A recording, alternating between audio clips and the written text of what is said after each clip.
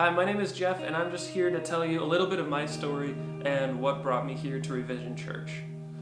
Growing up for me, it was pretty interesting. Growing up in a not very traditional Christian family where my focuses growing up were one day that I could become successful, powerful, and make a lot of money. And that's really what I was excited about growing up. So from a very young age, I was pumped to be a doctor. That's what I wanted to be when I grew up. I'm sure my parents were thrilled that one day their son would be making a lot of money, and I was pretty excited too because that is what would bring me comfort. So growing up, I'd make a lot of money. I'd get the white picket fence and the house with the 2.5 kids and the great family, retire early, play a lot of golf, and that was the dream growing up. That's what I was focused on. That's what I was striving for. That's what made me excited as a kid, and that's what I really wanted to do. But then I grew up, went to middle school and high school, and things changed a little bit for me. Halfway through high school, I got invited to this new church that I hadn't been to before, and it was different. The people were talking about Jesus, which I never heard at my old church.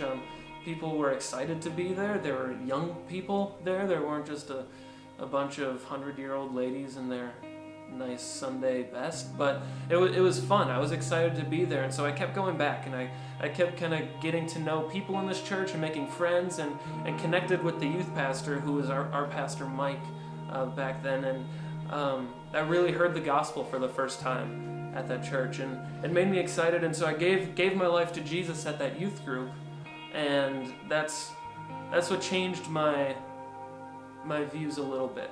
And I started moving away from the idea that I need to be a doctor and engineers or make a lot of money to be successful, but I can do what I love and still be happy. And so I wanted to start working with students, and I didn't know how. Maybe be a youth pastor someday, or do sports ministry, or just work with students in some capacity. But I still held on to this idol of having a family, having the 2.5 kids, the picket fence, the American dream. That was still on my plate over here, even though right here I knew that I could work with students and impact their lives just like Mike had impacted mine. And so right away, one of the first couple weeks of college, I met this girl, and we hit it off, and it was a lot of fun. We started dating, and things were great and fun and all that.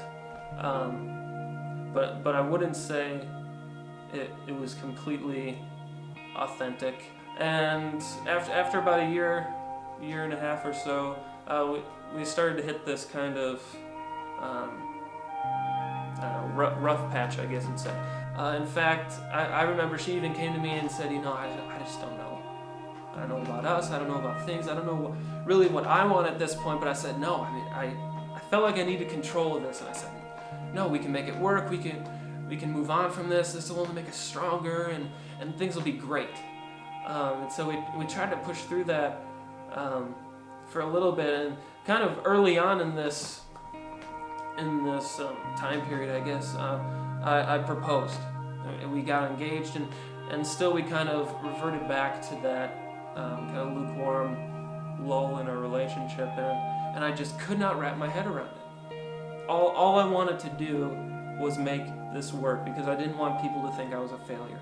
I didn't want people to think that I was a bad Christian, because, after all, I was going to be a pastor someday, and pastors can't have failing relationships. That just doesn't make sense, and that's so stupid as I look back at it now, but that's just how I thought. That was what was going through my head, and that's what made sense to me. And so one day I was going to visit her, and things were normal. I was texting her. I was all right. I'll see you in a bit. And so, okay, can't wait to see you. See you soon. And I get there, and I knew things were different.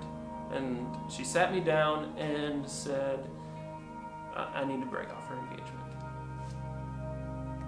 And right there, my heart dropped. I didn't believe her. I had no idea what I was going to do, because I had it all planned out, and I tried to convince her of that, but I left that day told otherwise. And I just remember sitting in the car, both hands on the wheel, just sobbing, just head down, crying, thinking to myself, how long can I keep crying before I have to look back up at the road and not die? But it was devastating. I didn't know what to do, and everything that I thought was real was taken away from me.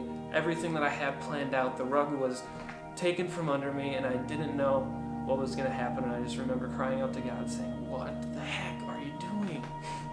And I can look back at it now and just thank God. I'm not sure what would have happened if we stayed together, but I know what wouldn't have happened. I know that I would not have started to work for Mike as an intern at our old church. And I definitely would not be here at Revision Church. And even just that one thing, that's enough to be thankful for God for, because I am so thankful that I'm here and the people that are around me. It's amazing. You know, growing up and going to church, you hear over and over again, you know, that God's got a bigger plan than you. God's plans are so much better than your plans, and as much as you want to believe that, sometimes, or at least in my case, I sat there and went, yeah, but my plans are still good. And I was totally wrong.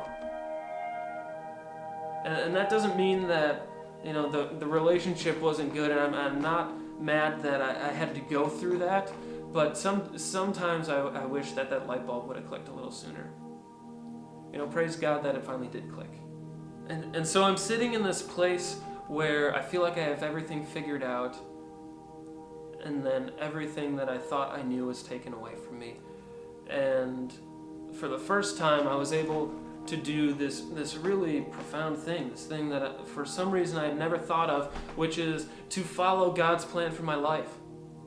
And I was able to, after a little bit of time, I was able to let go of all these dreams and ideas that I thought would make me happy, and I said, all right, you know what, God, let's go. Take me where you need to take me, and I'll follow. We'll see what happens. And I think it worked out. I can't imagine where I'd be without that one pivotal moment in my life that changed everything for me. That what seemed to be the worst was actually the best. My plan taken away was actually God saying, here, I've got something better for you. And once you start following that, it's incredible. And my prayer for you, for those who are listening to this story, if there's only one thing that you could take away from today, is that if there's anything that you're holding on to, anything that you're holding right here and you're too afraid to let it go, or something that you're reaching for that's slipping away, that you just feel like you have to have, my prayer is that you'd be able to let it go. I pray that you could let it go and let God lead, because once you're able to do that, once you're finally able to let go of all these plans that you think are great for yourself, all these ideas that you think are good, once you can let go of that, let God lead, you'll be amazed at the opportunities He brings into your life. You'll be amazed at where He brings you and how much more free you feel in the midst of that.